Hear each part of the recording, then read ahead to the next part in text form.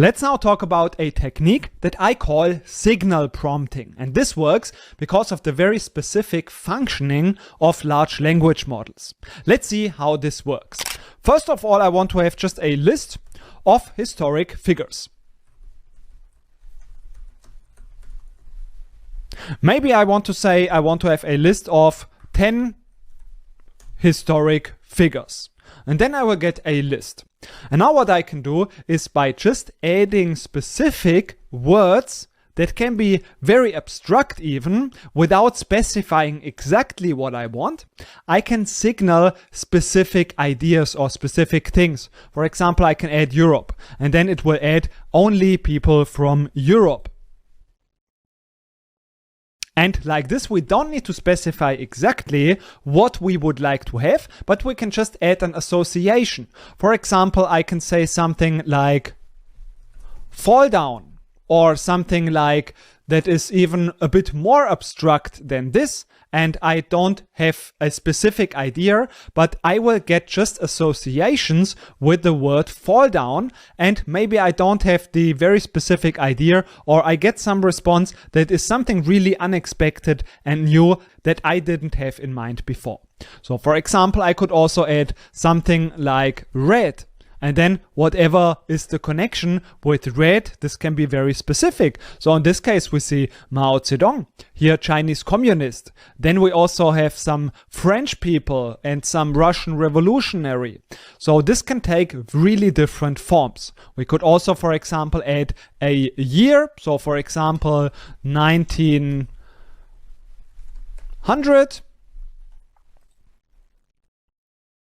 And then we get figures that are connected to 1900. And this could be that they are born there, that they received maybe some prize there, or that they lived in this age. So this is very non-specific, but sometimes we can use this for brainstorming and just achieving some kind of association. Additionally, we can also do something similar to, for example, say, in this case, start here, and then we say A, and then we can start this list like this. So then the list will start like this, and it will also not include the starting point. So it will start directly because we signaled that we want to start directly. Or alternatively, I could use something like this. For example, I want to have it like this. So with these specific type of numbering, I can then again save it and I will get this result. So this is what I call signaling. So I'm just giving some cues to signal GPT what kind of a response I expect without being so specific about it. In this lecture, we want to talk about the reverse engineering prompt. This is a prompt that we can use to generate a very similar output, like something that we really like. For example, we have one text that we really like, maybe one blog article that we have written and that we really like. And we would like to get a prompt that generates such an output. We have done something similar when we have analyzed the style and tone of voice of a blog article that we have maybe written before and that we really liked. And this is now a similar technique. So in this case, we can use it in a simple and also in a little bit of a more complex way. Let's first demonstrate this with a more fun and playful way, and afterwards see an example of how we can use it in a more realistic and useful way. So first of all, what I'm going to do is I'm going to use the prompt. I will give you answers and you will generate the questions about these answers. And in this case, I will make it about climate change. So I can now provide some answers, and I can, for example, use answer 1. Let's say answer 1 is carbon dioxide, and let's use something funny. Maybe let's use cats and just see what we get as a response in here. So, for example, here we get what is one of the most prevalent greenhouse gases responsible for trapping heat in the Earth's atmosphere. And then question number 2, maybe not so directly related. What animal has been subject of debate due to its environmental impact? So it's still a little bit connected, let's say, to this environmental topic. So this is not too bad. But now let's use actually this technique to generate some prompt that we can then use to generate a similar output. So let's just demonstrate this in a new chat. I have, for example, this output, and let's say I really like this output and I want to have now a prompt that can generate exactly this output. So therefore, I will now add our prompt in the beginning. So I will say, act as reverse prompt engineer. I will give you an example output. You will analyze this output and give me instructions that I can give someone to write a very similar style output. And then I just add some additional information, what should be included also in this prompt. And then I have, of course, this output. So let's see what kind of a prompt we get as a suggestion. So in this case, we see write a short passage of around 100 words. I think this is a little bit less than 100 words, but we know ChatGPT is not so good with counting and logical tasks that are a little bit more mathematical. And of course, we can always also regenerate this to get another suggestion. And we see in here it's again 100 words around. So let's just go ahead and copy actually this prompt and see what kind of an output we are getting with this prompt. And again, of course, we could also regenerate the response in here, or we could also try another suggestion of this prompt and try it again. And yes, it's a bit longer, so this is a little bit tricky to get it work, but it can again work as some kind of an inspiration, and we can adjust some of the things that we are seeing in here. For example, in here, we could use a few less words. Or we could also regenerate it again and just use this next prompt, because we know this is all about probabilities and therefore the results can be always a little bit different. And if I'm regenerating this response, I get somewhat similar responses actually. And in this case, it is a bit more closer to this 5 to 6 sentences, which is not really the case, even though the sentences are quite long. But we can also play around with this just to understand what kind of ideas can be included in our prompts. So this is a technique we can use to reverse engineer a given prompt to better understand what is important about a specific article to reproduce a similar style output. We know that the model, especially GPT 3.5, is struggling a little bit with more complex logical problems. So sometimes the responses are just not accurate. And to improve this accuracy, we can add the chain of thought prompt. For example, let's say we want to know how many words are in this text below. I will execute this prompt and I can actually use a real word counter that is a very simple tool. And in this case, we see it is actually 46 words. So these 43 words are not correct. But if I'm using the exact same prompt and I'm just adding this little information where I'm just saying, provide step-by-step reasoning. And then I will see that in this case, we see actually now we get the correct answer.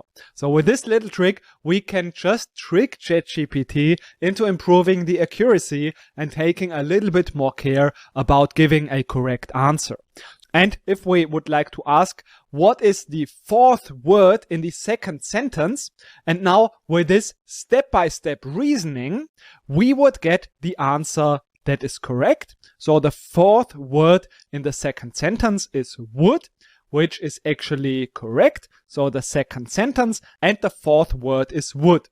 But if I would just use the same thing without this additional information, then I would get another word which would be completely wrong. So area is something that is, it's not the fourth word in not the first and not the second sentence. So this is something that we can add if we have a little bit more logical problem that is a little bit more maybe, for ChatGPT difficult to give an accurate answer. For example, if I want to prepare for a job interview, then I can also just add this little prompt to get a little bit of a more logical response that helps me to be sure that I have an accurate answer. So with this reasoning, we can just improve the accuracy and we can be a little bit more sure that the answer is really correct and useful for us. And we can also follow along with the thought process of this response. In this lecture, we want to talk about the OpenAI playground. This is something that we can use as an alternative to ChatGPT's interface. Because in the playground, we have a little bit more capabilities. So this can be useful, especially when we want to fine-tune some things like specific parameters. It can be also useful when we want to engineer something for some website. So this is something where the OpenAI APIs will be used and the parameters of the model can also be changed. This is why it can also make sense to have a look at this playground, and even in some small cases where, for example, we have reached our limit of messages that we send, or the website is down, then we can still access this playground. So first of all, we want to have a look at the pricing. So to do this, we can go just to openai.com and there we see pricing. Because with this, we don't pay any subscription or anything, but we have pricing per input and output. And of course, this depends on the model that is used. And you can see in this case, GPT 3.5 Turbo is the current model that is used. And also we have access to GPT-4. So we can actually use this for free.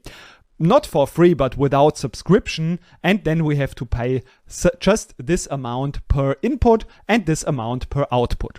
So we say in this case, most likely we will use GPT 3.5. So in here we have this price. So 0.15 cents per 1000 tokens. And remember that one token is about 3/4 of a word. This means if we have, for example, 10 tokens, this is about 7 to 8 words. So we know that tokens are the basic building blocks and words can be broken down into smaller chunks, smaller building blocks, which are our tokens. And now this is what we have to pay. So you see that this is not free, but it's also not very expensive. So let's now first have a look at how we can access this playground. I will go back to openai.com and then we go to developers and then to overview. And in here, first of all, I'm already signed in. So for this, we have some free quota available, but after we have reached the limit of this quota, we have to also set up a paid subscription. So this we can do if we go to view APIs and there under billings, we can, if we want, set up a paid account. In my case, I've already done this, but you have also some free limit usually available to use. But in my case, I have just used my paid account. But now, how can we access this playground? This is just available from this top menu. And in here, we can now see that this looks a little bit more sophisticated. Because in here, we have now much more options. We can change to different modes. We will learn in a second what this is. We can use different models. So we can not only use the standard models, but some other models. And we also have a look at what this is. And we can modify the parameters of the model behind ChatGPT. So of the selected model. And then we can also give here some context. This is basically like a role that we give ChatGPT. Let's quickly demonstrate how this works and later on dive a little bit more into the details. For example, I can say you are an elementary school teacher.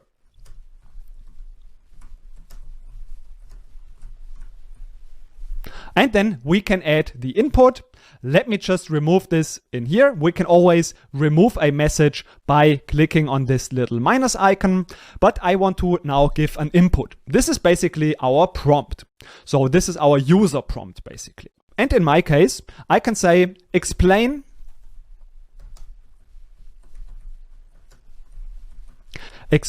relativity theory. And I don't give any other instructions, but only here we have assigned the role.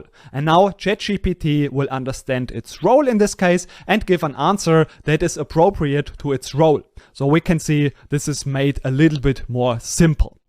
But we can now also change it, and we could say you are a scientist talking at a conference.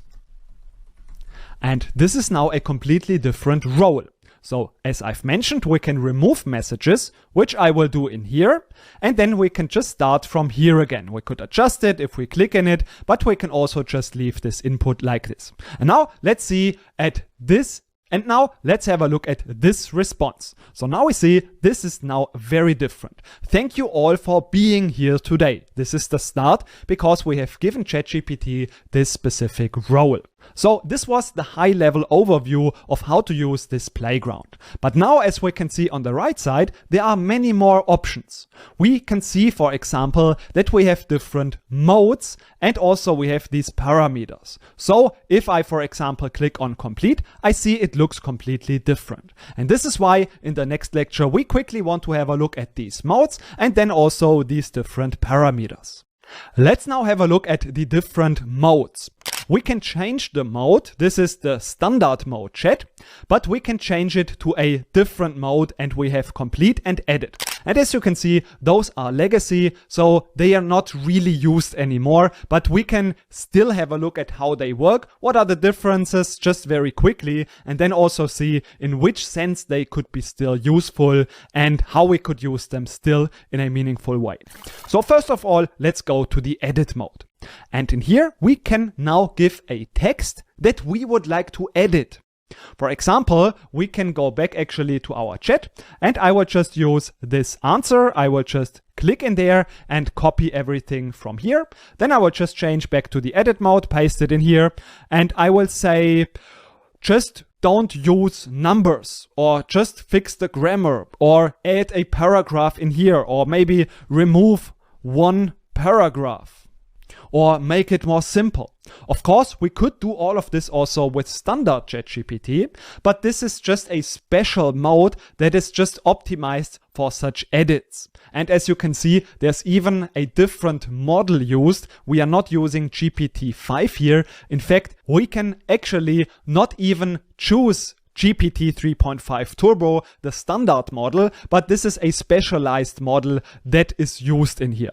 So if I'm just executing this, I say remove one paragraph, and then the output will appear in here and one paragraph is removed. And now we could just use this button, use as input, and it is back. And we could make some further adjustments, like for example, remove all of the numbers or add more numbers. So whenever we want to make some edits, this can be done in here. So fix the grammar, add something in here. And this is just a little bit more easy also working with this text and the interface. So if you have something like this, which can be quite common, you can use this edit mode. But aside to this edit mode, we also have this complete mode. Actually, previously, this was the main mode, but this has been now replaced by the chat.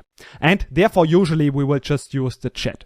In here, in the complete mode, there's just one thing that I find pretty interesting. It can be very useful in understanding and also explaining some of the concepts. And this is if we scroll down, we have this option show probabilities, and we can change this to full spectrum.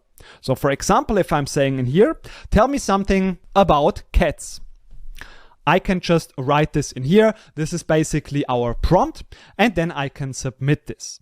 And now I see exactly from which words the model has chosen which words. So for example, if I click on cats, then I see, in this case, it was not a good example because this is 100%, but we have, for example, the next word after cat. So here, the most likely option was R. This is what the model has determined depending on all of the previous words, so all of this previous context. And in this case, it was just the most likely option, and therefore it is also displayed in this green color. But there have been also actually other options, and they could have been chosen with a specific probability. So for example, have would have been also possible. It was not picked, but there was a certain probability. And we know that GPT is all about predicting the next word with a certain probability. So this will be chosen with this given probability. And also we can adjust the way this word, the next word, will be chosen by using those parameters. But we will talk about this in a second. So this is just visible in here, and if we have some of these darker values and if we have some of these more red words, then we can see that in these cases some word has been chosen, or to be more precise actually, some token has been chosen that has been a little bit less likely. So we can see also in here that some words are broken down. For example, domesticated has been broken down, and probably the next one, again, yeah, this is clear, has a very high chance or a high probability of being chosen. So this is just nice to see this visualized, and we can just help also, and we can also just use this to understand the concepts a little bit better. This is what we actually want to do. But before we do this, I also want to mention this quick option of where we can use speech to text. So if I'm just, for example, activating my microphone, I can now, when I allow this, start to talk, and then it will be transcribed. So now it will be transcribed, and of course this can be now used as an input. But again, this is using the Whisper model. So this is a model also from OpenAI, and again we have to pay a little bit also for this. So we have to be aware of not using this in an incredible amount, but if we just use it a little bit, and if we want to have also a closer look on the pricing, we can always have a look in here. And if we go now in this case to Whisper, let me just search for Whisper, then we see this is the pricing in this case. So you see it's not really super expensive. So these are now these different modes. And now, of course, we want to dive a little bit deeper into these specific parameters, how we can use them, and what do they actually mean, and what are some other options we can do in this playground. That's what we are doing in the next lecture. Let's now have a look. If we are in the chat mode, we now want to have a look at the different parameters that are in this model available, and we want to see how we can change them, what they mean, and what is actually then the effect of those changes in the parameters. Because what we can do is, of course, we can adjust our own inputs, but as we have mentioned, we can also, when we are an engineer, for example, a prompt engineer, and we are hired, let's say, to generate some prompts for an application, for example, then we can do these adjustments in here, because this is then what can be used also in this application when we are working with the APIs, and then this model is accessed with a specific set of parameters. So this can be actually done if we just have a look at view code in here, and then we have all of those parameters like temperature, top P, and all of those parameters that we are talking about. Also, of course, the role is also mentioned in here. So this is something that is in this case written in here. Of course, let's maybe change this system context again to, let's say you are a teacher. And now this set of parameters we can also save in a preset. And then this preset we can use later on. And we will talk about this also in just a second. Now let's have a look at these parameters. So first of all, we know we can choose a model. We have already talked about GPT 3.5 Turbo, which is the standard model. This is the most capable in most situations. It is also the most cost efficient, and therefore in most situations, this is the best model. If we, for example, need to have a higher token limit, then we can use this model. If we have a look at the pricing, we can see this is just another model with a different price. So in here, we can just increase the context. Because we know we have this limit of around 4,096 tokens, and this is now just giving us more context. So like this, we don't have this limit of the tokens with 4,000 tokens, but with more. And like this also the context, this means what this model knows from our previous inputs and responses, will increase. But of course, this is also more expensive per token. So this is something we can use in some specific cases when it is needed. In our case, of course, we just stick with the standard model that is the most useful in most cases. But now, what is this temperature? This temperature, here, let's quickly have a look at what it says. It controls the randomness.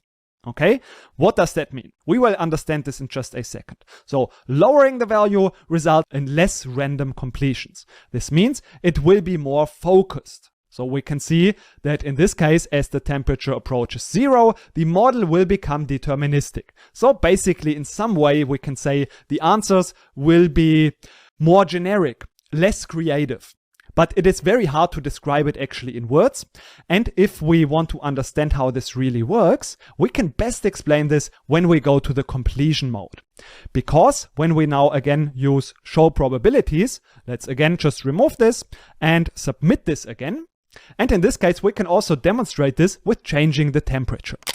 So what this basically does is when we see these are the probabilities, it is just a number in this case. It is not the real probability that the model will pick these words or tokens at. But this depends on the temperature. So if we have a very low temperature, it will basically boost this word with high probabilities, and it will be less likely to pick a word with a lower probability. So if we increase this to a very high value, for example, this will make those picks more random. This means it is more likely that also a less likely word according to these probabilities will be picked. For example, it becomes more likely that then a word like can will be used. So like this, it gets a little bit more random. It may be a bit more creative, but it's hard to say. But it can also result actually in more nonsensical, if this is a word, responses. So this is something, if we, for example, let's just demonstrate it with a high temperature. Tell me something about cats, I submit, and I think this is a pretty high value. So we can see in this case, it has boosted the low value. So actually, in many cases, it has used these words that were not so likely. And like this, of course, it is also giving us more creative in some way responses. So cats are true hunters, many people house, and so on. We run the risk of getting, of course, a not so meaningful and maybe a bit nonsensical response. So this is the temperature. And in the next lecture, we now want to talk about the other parameters and very specifically about something that is a bit more easy to understand: maximum length, stop sequences, and how this can help us. And afterwards, we also talk about those here. They are also pretty interesting. So let's have a look at them in the next lecture. And now we have something that is much more easy to understand. This is the maximum length. If we are experimenting with something and we don't maybe want to pay such a high price for this generation of the answers, we can just set a limit in a sense of a maximum length. And this is in tokens. So for example, if I use just the value 10, let me also remove this response and just again use this phrase explain relativity theory. I submit this. And then I get this answer, and it will just cut off with a hard cut this response after this amount of tokens has been reached. It's very simple, and it can just be used in an effective way to save on some cost when we are experimenting with the responses. Or if we are, of course, also, as mentioned before, doing this because we want to implement this into an application. So when we want to use the APIs, we can also use this parameter and experiment with the response. Maybe we don't want to have an incredible amount of length for these responses, so we want to set here some limits. I will mainly use it in this case to just not cause so long answers and just reduce the price a bit, even though it's not very expensive, this token generation. But then we also have some stop sequences. And they can be used in a similar way, but it's more in a structured way. So for example, let me just remove this response and change the user input in here. I want to say that generate a list of historic people. Maybe I will use this as a response. And now let's maybe increase also the maximum length to, let's say, just a random value like this. And we see we get this list of 10 people. Yeah, that's pretty nice. But now what if I want to structure this in a specific way? For example, I want this to stop whenever Cleopatra happens or whenever it reaches number 6. So I could say stop after, and then I use 6 dot because, yeah, it is exactly a phrase. So we cannot only use sentences or words or just a sequence of characters. And I will now use 6 dot because I see this is how it appears in here. And then afterwards I will add it to this stop sequence field, and I can add multiple even here. So I could also add, for example, Cleopatra. If this occurs, I want to stop, and this will then not show this word actually. So this will then just stop after this word. Now, if I submit like this, let's again maybe remove it and submit again. We will see in this case, of course, the response is a bit different, but second would have been Cleopatra. So we see this is why it has stopped. Let's try it again without Cleopatra, and let's quickly submit again. So we see it has now stopped after number 6 has occurred. And like this, we can just structure the output a little bit and just stop after a specific word. And now in the next lecture, we dive into these last parameters. And this top P will be in a way similar to the temperature. And it sounds quite complicated with this nucleus sampling, but we again try to make this as understandable as possible, and that's what we quickly want to talk about in the last lecture, before then diving also into those presets. In my opinion, they are also pretty cool, and that's what we are doing now in the next lecture. That's why in the next lecture, let's dive into those last parameters here.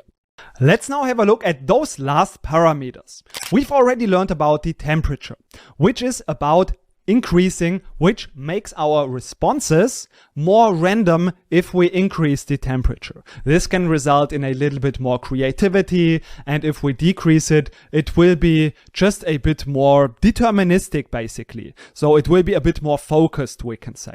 And now something that is doing something very similar is the top P, but it's doing it in a different way. And again, we want to understand what it is actually doing, because actually this is something that is very mathematical, because this is about the sampling method behind this, but we try to break it down in a simple way. So let's first of all read what it says. Controls diversity via nucleus sampling. So we don't need to understand nucleus sampling, but in this case 0.5 means half of all likelihood weights options are considered. So let's now dive into understanding this. For this, we want to just jump into the mode of complete again. As we have seen in here, if we want to just generate this response again, so we just leave the temperature, let's say at a more normal level of maybe like this. And then let's also remove the stop phrase. We don't need it. And now let's submit this response, and then we can see what this is doing. So we have this top P. This means in this case, all options are okay to be considered. But once we decrease this value, we basically cut off some words. So if we set it to, let's say, 50% or 0.5, this will now basically remove some of these words. This will now basically cut off some words that are considered. So for example, let's maybe use to demonstrate this some pretty low value of, let's say, 0.2. So this means only the top percentage values will be considered. So I press again submit, or let's maybe remove this one. So like this. And now we see that this is more green, because in here we can see that now only words have been considered with a specific threshold. So only tokens with a combined weighted probability of, in this case, more than 80% will be considered. So if we reduce the value, so anything that is less than 20% of this weighted probability of the token, then this will be removed. And again, we don't need to understand the specifics. The important thing is that, so the lower we set this value, the higher this cutoff will be. So for example, if we set it maybe to some value in between here, so 50%, or let's maybe use something like this, it will become less green, because there's now a broader range of words that are considered. And again, we are not changing really those probabilities and those weights. This is what we do more with the temperature, but we just use a cutoff. And then the lower we use this value, the less words are even considered. So this is about how many words are considered. So in this case, let's demonstrate it with the value of, let's say, around 0.28. We execute it. And now there are a little bit more words considered, and this is especially in these cases where the word was not so sure. So for example, in here we have abilities around 20%. So this means there have been just more words considered with a somewhat equal distribution of probabilities. So it sounds all a bit complicated, but basically it means when we have a lower value, it uses less words and it only considers the most likely words. And the lower it is, the fewer words we use. So for example, if we use a very high value, then we can see if we submit it again, it will also consider words that are a bit less likely. We can see there are some of these words now picked, and now with the temperature we can just increase basically the likelihood of also, so we can basically give the words a boost that are not so incredibly likely. So we can boost them a little bit. And if we increase it, we will see that more words will be chosen that are a bit less likely per default. So if I submit this, and let's remove it again, I will submit this.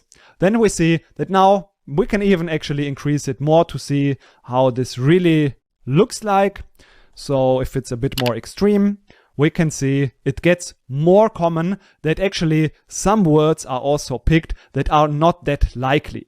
And if we use a more extreme value even, it gets at some point not really nice even. Yeah, in this case actually I find it still okay, but it's getting more random, just like this. And if we have a very low value, it becomes very deterministic. So like this, we can also influence basically the, let's say, creativity and randomness, or how focused this should be.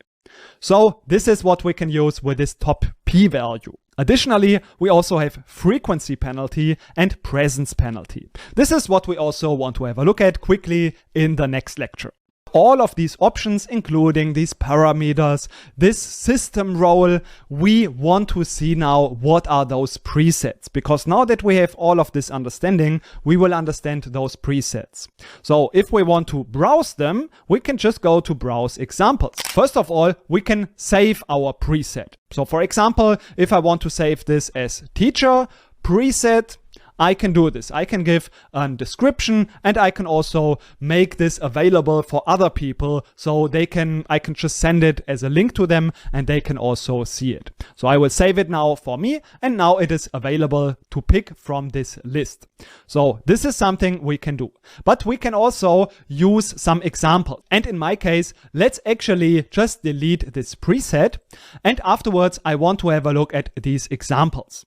Because in here we have some of these presets where all of the configuration, all of the setting has already designed to fulfill one specific use case. For example, we have grammar correction, or we have explain code, or we have emoji translation.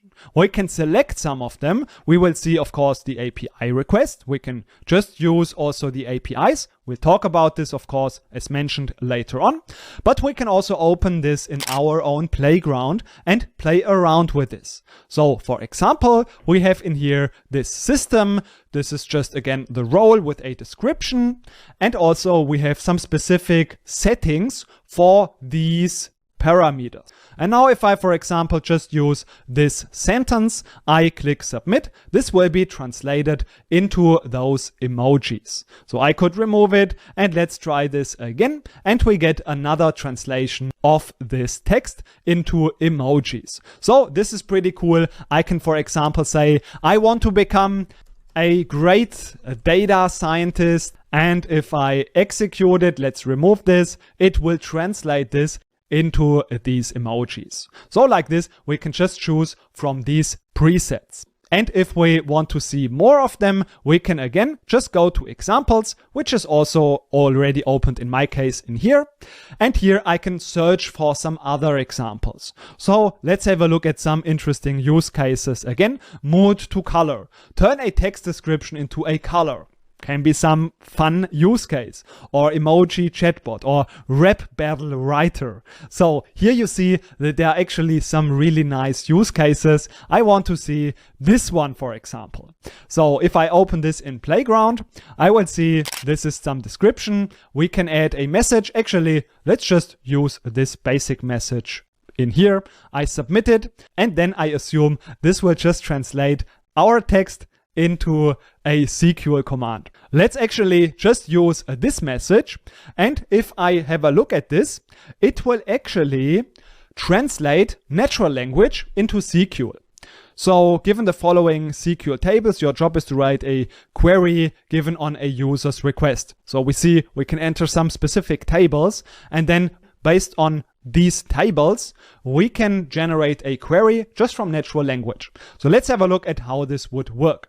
So we can see this gives us just the output. So it's pretty nice. It's pretty cool what we can do with these presets. And in general, this gives also some inspiration of what can be done with these parameters and then this role that we can give in here. And this can be then, of course, also used in an application. And this is something, again, we discuss in the OpenAI's API section. So this was it about using the playground. In my opinion, again, this can be very useful to just use some very specific model, a very custom model, some more advanced capabilities of adjusting some parameters and giving us a deeper understanding also of the GPT model. But it can be also useful, of course, when we want to develop some model and fine-tune it to be used in an application when we want to access the APIs. So I hope this part was helpful, even though it was a little bit more advanced. And I hope to see you in another section, especially the API section. So hope it was helpful and see you in the next one. Finally, let's have a look at those two last parameters, the frequency penalty and the presence penalty. They work in a very similar way, and they are also not so complicated to understand like top P or the temperature parameter. Let's actually bring this back to a more normal value. So the frequency penalty is very straightforward. It penalizes new tokens based on their existing frequency in the text so far. So like this, we can decrease the likelihood to repeat the same tokens and eventually also actually the same sentences and the same ideas. So we can just make this a bit more new basically, and the thing should be less frequent. It is basically, so like this, we can basically make the model a little bit less repetitive. So we can decrease the probability of repeating sentences or repeating content. So this is what this frequency penalty is. And also the presence penalty works in a similar way, only that it is not based on the frequency, but just on whether this appears or not at all. So it is a bit more strong, because if one token is even already appearing once, it is then already decreasing this likelihood and adding some penalty. So like this, we can also decrease the probability to talk about one topic as a whole more frequently. This is now just one effect, how I describe it, but it's actually hard to determine what this effect exactly does. Basically, it's making a topic less frequently or less likely to appear again, but it has to be tried out and played around with a little bit. So these are all of the parameters we can use, and this is especially important, as we have mentioned, when we are engineering something. For example, an API. We are the prompt engineer for an application maybe, and they need to have this weight of these parameters, and we can customize it like this. And then of course we can view the code, and this is then something that we can also use in our application. This will be then with these weights. Of course, we will dive into this also in another part of the course when we are talking about the OpenAI APIs. So if you are curious about this, just check out this section as well. And now what we can do is we can also save this as a present. This means we can always access it later again and just have this saved like this, which can be very useful. And also what we have in here is we can access some samples. And also what we have available in here is we have some presets. And what that exactly is, how this works, we now want to have a look at in the next lecture.